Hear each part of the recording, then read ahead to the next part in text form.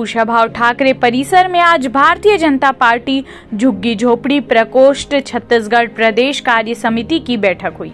इस बैठक में कई मुद्दों पर चर्चा की गई। बैठक में बीजेपी प्रदेश अध्यक्ष विष्णुदेव साय, नेता प्रतिपक्ष धर्मलाल कौशिक, झुग्गी झोपड़ी प्रकोष्ठ के प्रदेश अध्यक्ष महेंद्र पंडित सहित सभी जिलों से संयोजक सह संयोजक उपस्थित थे। बैठक में झुग्गी झोपड़ी से संबंधित सभी समस्याओं को लेकर चर्चा किया गया। वहीं धर्मलाल कौशिक ने भूपेश सरकार पर जमकर निशाना साधा।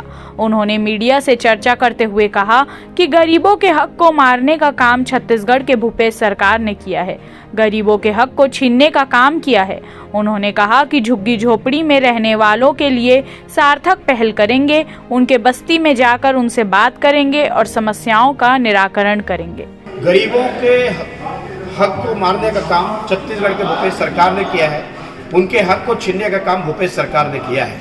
आज की इस कार्य समिति में विस्तार से चर्चा होगी। मैं कार्यकर्ताओं का उत्साह देख रहा था और वो झुग्गी झोपड़ी में रहने वाले उनके सारे जो समस्या है उसके निराकरण के लिए सार्थक पहल करेंगे।